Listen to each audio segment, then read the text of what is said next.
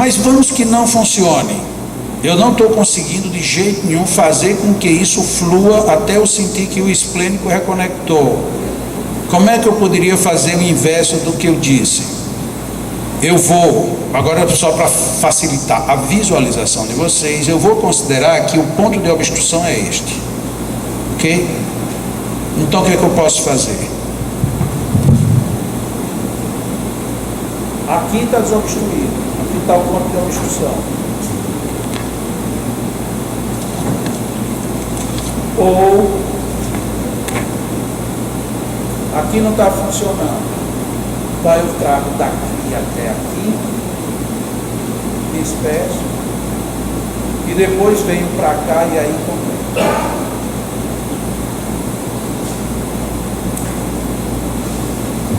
Como se eu fizesse o processo todo dividido em duas partes. Em alguns casos é mais conveniente, porque você evita uma sobrecarga quando é exatamente em cima do músculo. Mas é extremamente viável. Então aí a gente tem aquilo que a Vânia perguntou: como é que a gente usa as duas mãos? Quando a gente precisa ou levar, ou então fazer um circuito mais eficiente. Muitas vezes a gente não consegue, num longitudinal, fazer com que todo o circuito se reconheça. E aí você precisa ir de um ponto a outro. E uma outra situação é a situação que o Deleuze privilegiou, quando você trabalha dores. Então você vai trabalhar uma dor, a pessoa está com uma dor no ombro, você fixa no ombro, no ponto da dor, e arrasta para as pontas dos dedos. Tem alguns autores que fazem algumas recomendações, inclusive o próprio Deleuze, em algum momento ele faz isso. Ele, por exemplo, você tem uma dor na bacia, ele recomenda que você estabilize na bacia, ou seja, fixa, e você despeça até o joelho.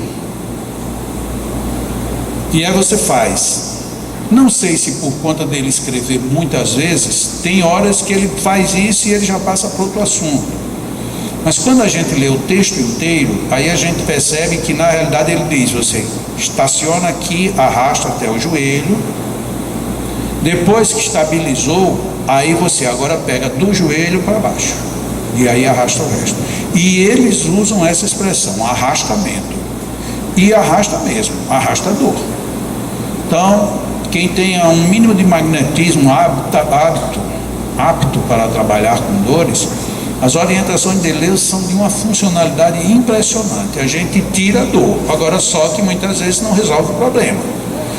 Mas para quem está sofrendo uma dor muito forte e muito tempo, só o fato de você tirar uma dor já lhe dá ânimo para você fazer qualquer outra coisa depois, que tem horas que a dor altera o metabolismo como um todo.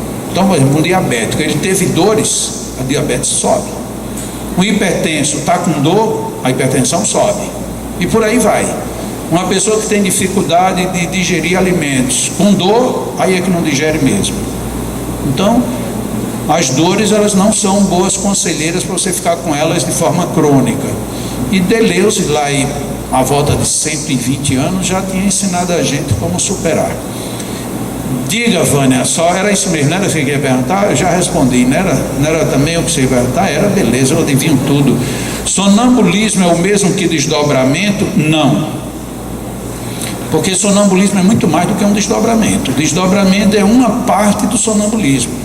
Você tem sonambulismos bem tênues e tem sonambulismo tão profundos que você chega ao êxtase. Então, o sonambulismo seria a essência da manifestação, e o desdobramento é uma parcialidade desse sonambulismo. Então não é bom você chamar sonambulismo de desdobramento. É somente para a gente se... Não, sonambulismo é uma coisa com desdobramento, só para a pessoa entender. Mas em essência você está chamando o todo por um ramo qualquer, como você está chamando... Você está dizendo que a mangueira é uma manga. Não, a mangueira é uma árvore que dá manga. No intervalo do almoço, fui a Natal e parei em um sinal, observei o carro da frente e tinha escrito: orei e ganhei. E fiquei na dúvida: será que o magnetismo é tão forte assim que a pessoa não precisa trabalhar mais? Basta orar e ganhar um carro? Eu vou perguntar essa oração, porque nossa, não é bem isso. O que a pessoa quer dizer, creio eu, aqui é uma dedução minha, eu acredito que quem usa uma frase dessa quer dizer: na medida em que eu oro, o que eu faço tem um outro nível. Se eu não oro, eu não ganho, porque eu não orando, eu não estou nem aí para a vida, não estou nem aí para nada e me descompenso. Eu quero entender desse jeito, porque se for para entender que eu orei, ganhei, então a gente precisa saber que oração é essa. Coloca num livro para todo mundo ganhar um carro, olha que coisa boa. Mas eu iria pedir uma segunda oração. Digo, onde é que eu ganho o abastecimento também? Porque ela vai me dar um carro, me dá também um abastecimentozinho grátis, porque não faz nada mal. Por favor, explique aí, pelo amor de Deus, porque eu rezo de manhã, tarde e noite e até agora nada. Nossa, ainda bem que essa plaquinha não estava no meu carro, né? Porque como o magnetismo trabalha o mal de Alzheimer? É outra enfermidade, outra patologia complexa demais. Principalmente porque a gente tem aqui também uma larga faixa de tempo em que a gente deixou o Alzheimer sozinho, né? A gente chamava isso de caduquice. Fulano está caducando, mas caducar é natural. Hoje em dia Alzheimer também é natural, só que agora está dando Alzheimer em gente jovem, gente com 35, 40 anos tendo Alzheimer. E aí agora a gente começou a se preocupar, porque quando era só com os velhos e os velhos dos outros, né, não, é isso mesmo. Agora o problema é que não é nos velhos dos outros, é em nós mesmos. Daqui a pouco a gente está entrando. E o magnetismo, quando eu falo normalmente nos seminários sobre essas doenças que são mais complexas, como Alzheimer, Parkinson, as escleroses, todo mundo fica doido para querer a fórmula. Não existe fórmula. Existem elementos de atenuação. Aqui no Leão, como a gente só trabalha com idosos lá em cima, quem vier segunda-feira, mais uma vez repetindo, das pessoas de fora, e depois, quando terminar o curso, aí as pessoas de Natal que quiserem vir, para simplesmente não ter uma enchente, porque se vierem todos vocês, não tem como participar do trabalho na segunda. Nós trabalhamos aqui muitos pacientes, muitos idosos que não são pacientes, são idosos nossos, que chegam aqui já ruins, muito maus. Qual é a vitória que a gente tem com o Alzheimer? É uma contenção mais demorada, ou seja, em vez do Alzheimer vir se manifestar violenta e rapidamente, ele fica muito mais lento, muito mais demorado e muito menos violento. Mas ainda, sejamos honestos, não temos o domínio dessa técnica. É muito complexo e demanda muitas experiências. Com um detalhe, às vezes eu falo assim, vamos fazer experiência, o pessoal pensa que não, então a gente vem aqui 3 meses. Em 3 meses não dá nem para você testar uma única hipótese, porque você tem que eleger uma hipótese de trabalho e ir com ela repetidamente aí uns 3, 4 meses.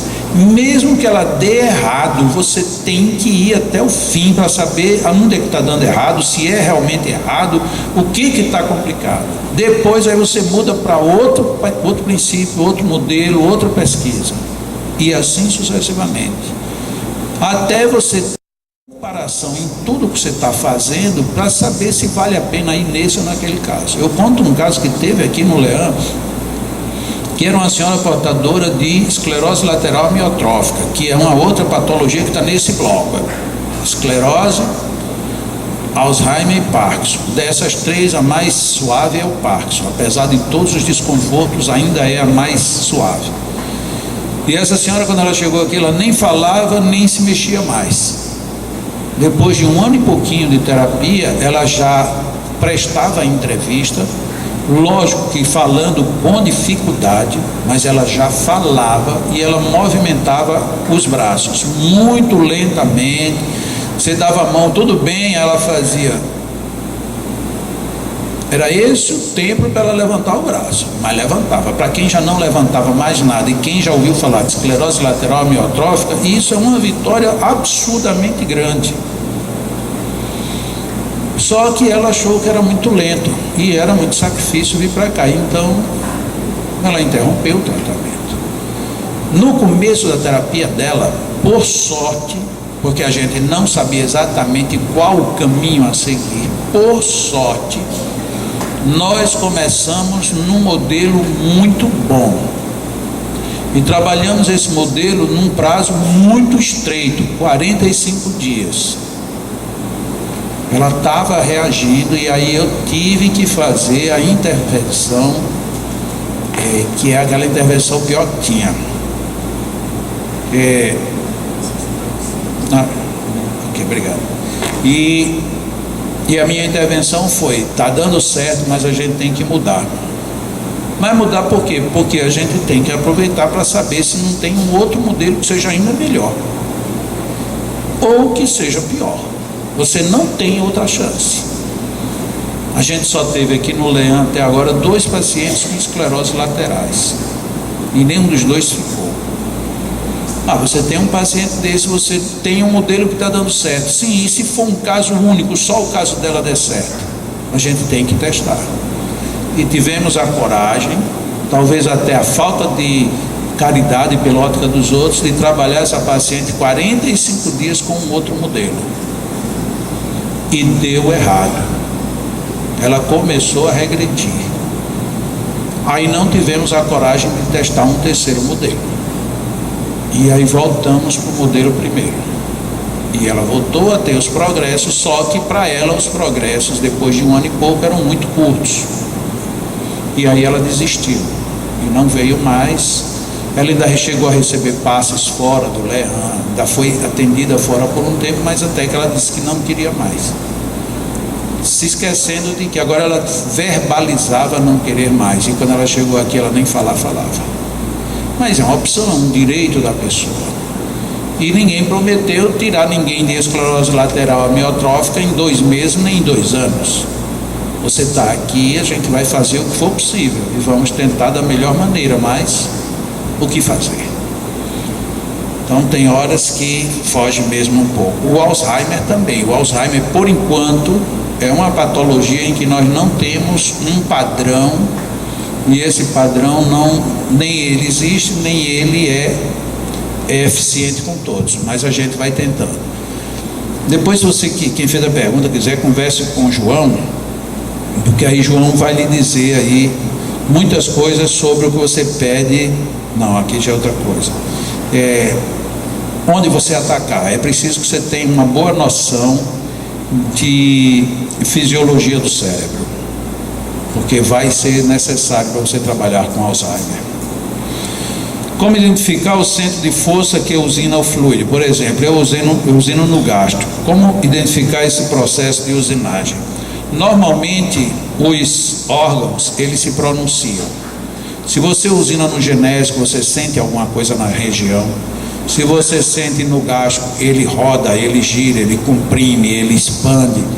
Isso tudo eu falei semana passada, mas relembrando, se você usina no laríngeo, é comum você sentir ardor, queimor, secura, umidade, frio, furos, inflamações. Enquanto você está usinando, você sente uma série de coisas, ou alguma dessas coisas no centro.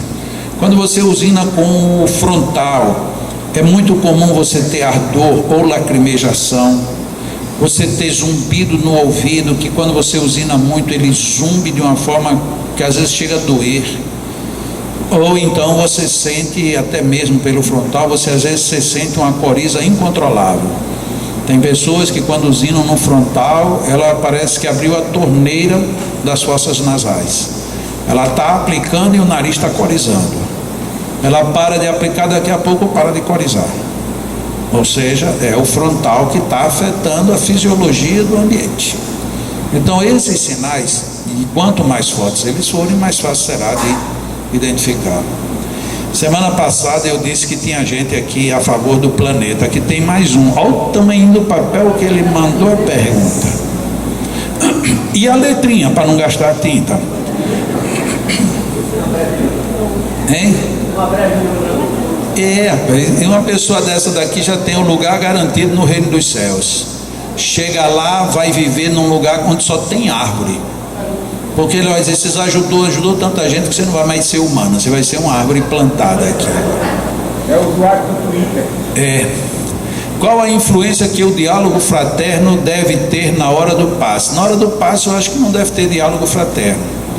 Na hora do passe você tem que estar muito focado no que você está fazendo. Agora, um diálogo fraterno antes, para lhe predispor a você estar mais relaxado, ou depois para você usar as suas potências em favor de você mesmo, isso é muito bom.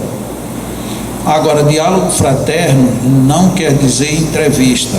No Leão nós fazemos entrevista. E fazemos a entrevista por quê? Porque a gente quer saber o que o paciente tem, o que é que ele espera e o que é que a gente pode fazer. É o que nós fazemos na nossa entrevista. E tem muita gente que vem para o diálogo fraterno. No Leão, infelizmente, não temos tempo por conta do volume de pessoas. Quando alguém demora um pouco mais na entrevista, muitas vezes a gente tem que chamá-la para a consciência. Olha, enquanto você está aqui, tem outras pessoas que estão esperando. Não foi bom você esperar, como não é bom para quem está esperando a vez. Então, é entrevista. O diálogo fraterno é ótimo. Se puder ter entrevista, diálogo fraterno, abraços carinhosos, tudo que tiver que melhore o astral, vale a pena. Tudo. É possível usar a vontade para determinar por qual chakra se quer usinar para a doação de fluidos? É possível, mas não é determinante. Porque em magnetismo nem tudo que a gente quer é o que acontece. Nem tudo. Muitas vezes você quer usinar por um lugar, mas a usina sua que entrou em relação com o paciente é outra. Então não adianta você ir contrariar muito não. Você vai contrariar, entre aspas, a natureza. E contrariar a natureza quase nunca é muita vantagem. Rapaz, mas ele escreve de pouquinho em pouquinho, mas tome pergunta, viu? Ou ele ou ela. Como trabalhar perpendicular em paciente acamado? Muito difícil, muito difícil. Porque ele vai ter que se sentar ou ficar em pé. Ele está acamado, o que você pode, se puder, é pedir para ele ficar de bruços para você aplicar os do dorso com ele virado. A propósito, a gente está fazendo algumas experiências, em alguns casos, principalmente em depressão, trabalhando primeiro o dorso, coisa que no livro não tem. Você trabalha o dorso, o paciente deitado de costas, e depois você trabalha a frente. A gente está experimentando. E parece que sinaliza dar bons resultados, talvez até bons no sentido de mais rápido o efeito. Você primeiro alinha todo o refluxo e depois vai trabalhar o fluxo. Basicamente no nível 1 só dispersivos. E para quem vai trabalhar TCM com o paciente deitado, vai ter um momento que o ideal é que o paciente também fique de bruços. Essa produção de energia magnética é essencialmente orgânica? É. Sei que existem variantes psíquicas como vontade, foco, fé, qualidade, mas eu só as utilizo para colocar em prática esta energia? Não. A gente utiliza tudo isso para muitas coisas, mas no uso da vontade, como é que você pode ter vontade sem ter foco? Então você tem vontade de ajudar uma pessoa, e eu vou ajudar, mas aí na hora da ajuda você está solta e pensa nisso, e olha para ali e vê aquilo ali. Então a sua vontade ela não está tão eficiente quanto você poderia ou deveria estar. Você termina desperdiçando, você perde o foco, você não alcança aquilo que você poderia ou deveria alcançar. A vontade, eu prefiro hoje tratar mais da vontade como a fé, naquela definição do Evangelho. Fé é a vontade de querer e a certeza de que essa vontade obtém satisfação. Lembra, semana passada a gente bateu muito nisto. Então, quando você fala, hoje eu particularmente, quando eu falo vontade, eu estou falando vontade de querer. E para ter a certeza de que essa vontade vai obter satisfação, aí eu tenho que ter todas essas derivações: foco, bom pensamento, direcionamento, objetividade. Então está tudo associado. A escolha da intervenção certa, né? Também a escolha da intervenção correta. No caso do paciente adormecer, desdobrar o magnetizador, utiliza a técnica do sopro ou faz o quê? Para voltar, o sopro pode ser usado no frontal. Mas não é o caso. Aqui no Leão a gente não usa. Mas se você quiser fazer exercícios de sonambulismo, aí é a hora. Deleuze recomenda. O paciente dormiu. Pergunte a ele se ele está dormindo. E muitas vezes você vai tomar um susto. Que ele vai dizer, não. E onde é que você está? Eu estou aqui ao seu lado. Onde? Aqui no canto da parede. E esse que está deitado é meu corpo. Aí você vai achar estranho, porque ele está dormindo, está respondendo e está dizendo que não está ali. Isso é sonambulismo. Se você souber técnicas, você pode aprofundar o sonambulismo e pode fazer experiências, não curiosidades. Você pode dizer o que é que você sofre, de onde vem o seu mal. Você sabe o que eu deveria fazer para você ficar bom? Esse era o uso básico de Deleuze. Então você deixa ele no sonambulismo e agora utiliza a visão sonambúlica dele em seu próprio benefício. Isso é sonambulismo. Para despertá-lo pelo sonambulismo, pelo magnetismo, você pode simplesmente fazer dispersivos nas zonas que normalmente foram indutoras para isso. Essas zonas costumam ser pelo menos duas, o frontal e o gástrico. Normalmente, portanto, você dispersando o frontal e gástrico, a pessoa retorna. Você vai dispersando e vai dando o comando: volte, venha, nós estamos aqui, está na hora de você voltar. Volte para o corpo, venha sem medo, está tudo tranquilo, acorde, diga o que você está sentindo. Algumas pessoas usam contagens, alguns orientadores recomendam, mas não é necessariamente imperioso. Eu vou contar até 5 de trás para frente, e quando eu chegar no 0, você acorda. Isso aí já é um viés um tanto quanto da hipnose, mas você está em sonambulismo, então por isso você não precisa. Mas 5, agora você começa a sentir de novo que está no corpo. 4, e aí vai dando os comandos, até que você chega, pronto, você chegou, abra os olhos, e a pessoa abre. O sonâmbulo, ele é uma pessoa estranha. Muitas vezes ele está de olhos fechados, totalmente fechados, e ele diz que não está de olho fechado. E por que você diz que não está de olho fechado? Porque eu estou vendo tudo. E o que é que você está vendo atrás da sua cabeça? Você só vê atrás de sua cabeça se você tiver um espelho, concordam? Mas um sonâmbulo vê. Ele diz, bom, atrás da minha cabeça, é engraçado, o meu cabelo não está do jeito que eu imaginava. E o que você tem mais atrás da sua cabeça? Atrás da minha cabeça tem a parede, inclusive eu estou encostado nela. E aí ele toma um susto, mas peraí, então eu estou, mas eu não estou, e onde é que eu estou?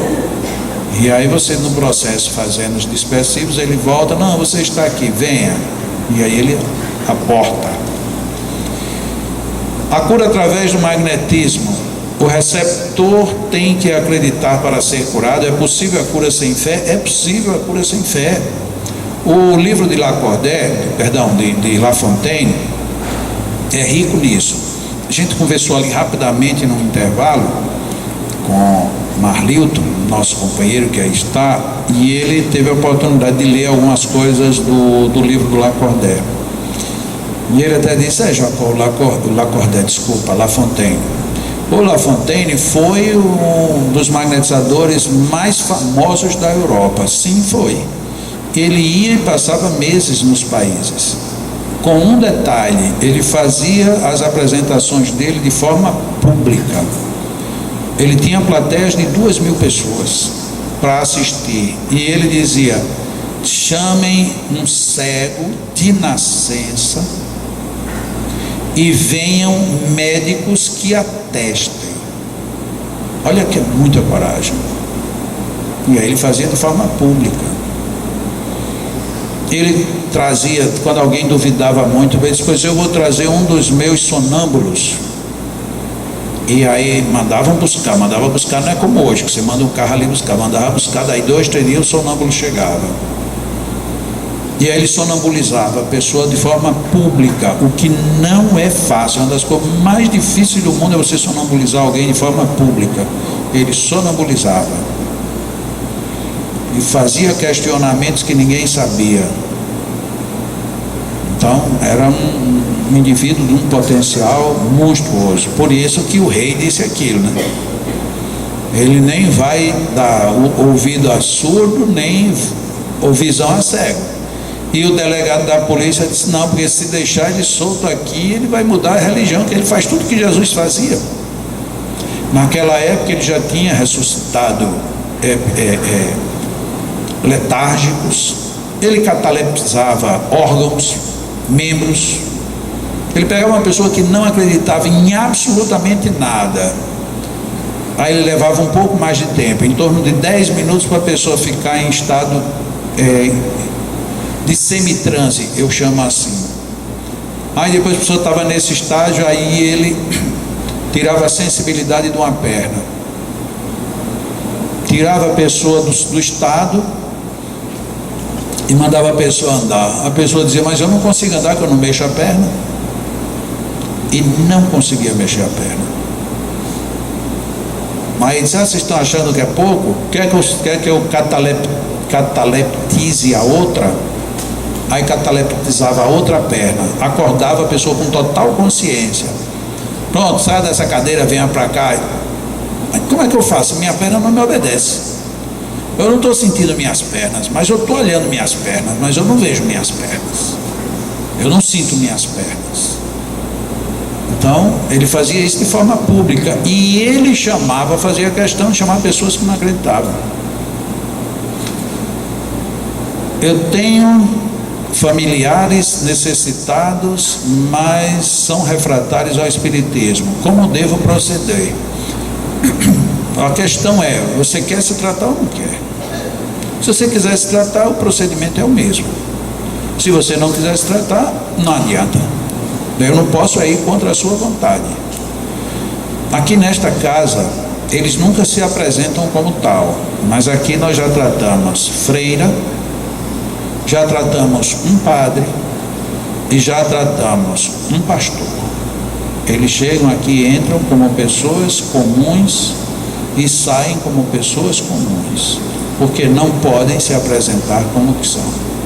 Então, não são espíritas, não querem saber de espiritismo, não acreditam, mas quando a porca entorta o rabo, aí eles vêm. Porque aqui é bom, porque como é uma casa distante de todo mundo, aqui ninguém vai me ver entrar, nem me ver sair. Aqui ninguém pergunta se eu acredito ou não acredito, ninguém me pergunta nada, só tem as perguntas básicas da entrevista. Então pronto, vamos aqui. Então ter fé ou não ter fé não é o caso. Agora, se a pessoa disser: eu não quero, nem me chame que eu não vou. João ainda foi. João, um dia desse, ele saiu daqui para atender uma pessoa. João é renitente demais. Oh meu Deus, acaba renitente. E a pessoa chegou: João, olha, eu queria que você fosse atender ali uma pessoa. Tá bom, eu vou. Mas olha, tem um detalhe. Pode ser que você chegue lá, o pessoal não queira. Mas você quer, então eu vou. E ele foi. Mas quando ele chegou lá, que ele disse que era do Leandro, disse: não, aqui nós somos protestantes, o senhor não vai entrar aqui de jeito nenhum. Ah, bom, quem me chamou foi a pessoa, então eu vou embora. Nisso a pessoa chegou e disse: ó, vamos lá fazer o passe. Aí ele entrou. Quando ele fez o passe, quis sair, disse: quer dizer, você é espírita, é? Olha, o senhor nunca mais pisa aqui. E tudo bem, mas se me chamarem eu volto. Esse é renitente. O caba renitente danado esse João. E foi, a pessoa melhorou, rapaz. Quando foi no outro dia, disseram que ela não era para ele ir, mas a pessoa disse: ei, chama aquele homem que veio aqui, o doente, ó. Aí lá e vai João outra vez. Chega lá, ó, que confusão, entra, não entra, entra, não entra. Você poderia desenvolver melhor o que é uma zona de referência? Meu Deus, eu não sei desenvolver melhor do que eu já desenvolvi, não. É aquele plano em que você entrou em relação e você tem todas as sensações da pessoa. Se você não estiver ali, você vai ter que treinar até encontrar esse ponto. Pode-se criar novos métodos de cura ou recuperação para qualquer tipo de problema, enfermidade, explorando-se apenas os métodos de magnetismo explanados até agora, ou seja, métodos básicos, ou faz-se necessário um aprofundamento no assunto e os conhecimentos de outras técnicas mais complexas. O magnetismo é uma ciência com C maiúsculo, é uma ciência. E toda ciência, ela tem aprofundamentos naturais. Ainda que você nunca mais faça outro curso, nem leia mais nada, se você entrar na prática, você vai descobrir que vai ter que anexar algumas coisas. Só que lá na frente a gente vai descobrir que a gente está reinventando a roda. Se alguém já foi, já fez, já descobriu, o que eu vou fazer de inteligente é usar e testar. Se não der certo, eu pergunto por quê ou eu vou por outro caminho. Porque a gente, cada um de nós, ter que começar tudo que, do comecinho zerado, é pouco inteligente.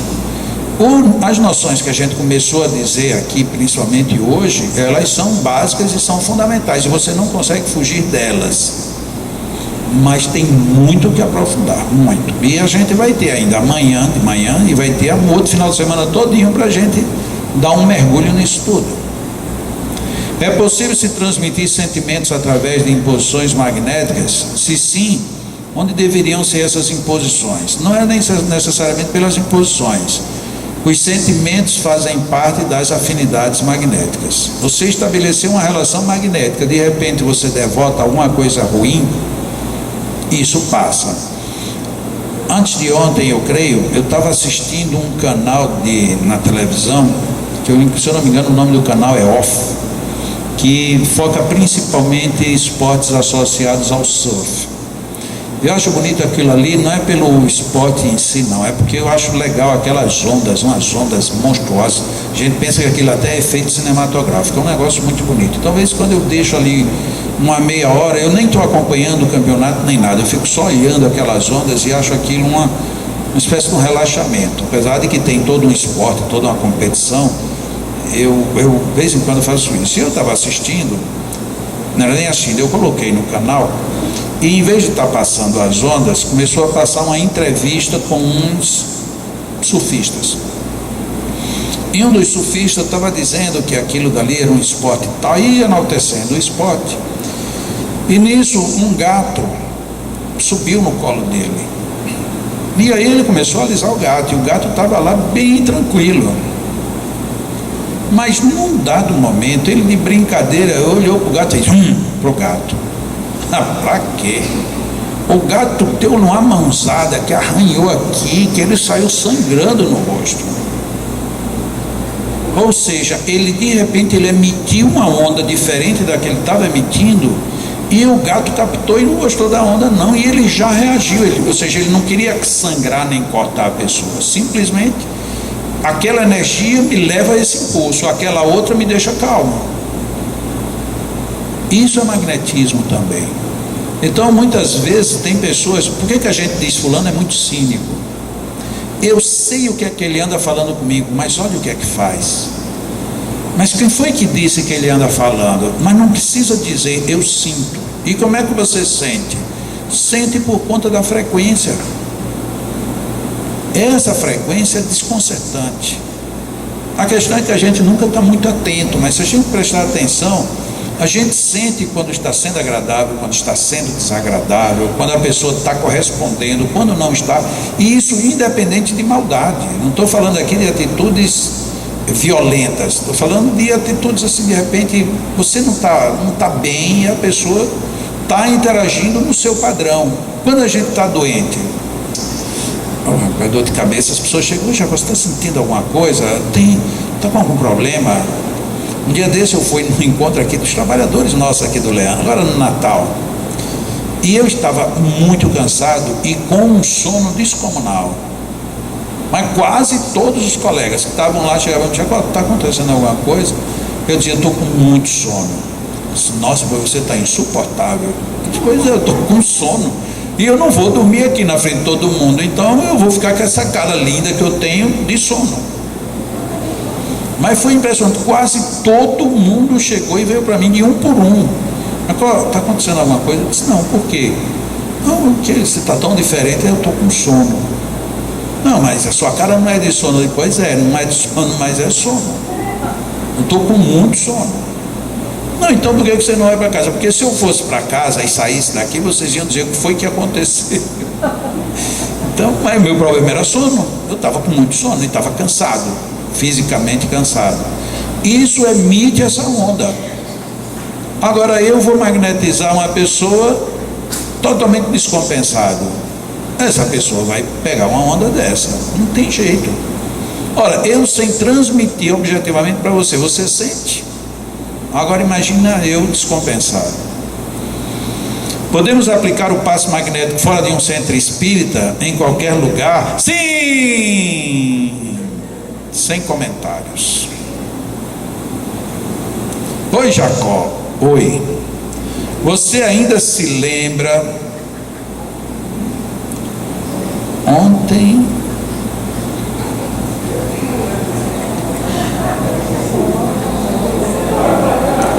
Eu estou conseguindo ler. A você ainda se lembra, eu não sei o que está entre parênteses, as duas questões que deixei contigo no domingo passado. Nossa, eu me lembro, mas não trouxe. Eu me lembro, eu trago amanhã, prometo. Mas eu me lembro, estão guardadas. Nossa Senhora, foi ótimo ter perguntado. Eu tinha de fato esquecido. E a última: um sonâmbulo que fala muitas coisas e até línguas estrangeiras ou incompreensíveis. É um médium? Ele está dando passividade, e o que deve ser feito? Ele pode ser um médium, mas se ele é sonâmbulo, ele pode ser sonâmbulo ou sonâmbulo médium. Qual é a diferença entre o sonambulismo e o sonambulismo mediúnico? É que num você está falando de você, em você, por você. No outro, você está num lugar em que você conversa com os espíritos e transmite o que eles estão dizendo. Então, um é o sonambulismo magnético, vamos assim colocar, ou sonambulismo natural, e o outro é um sonambulismo mediúnico. O fenômeno é absolutamente o mesmo, só que num você conversa com os espíritos, no outro não. Um pode ser natural, todos os dois podem ser naturais, mas um deles pode ser induzido pelo magnetismo.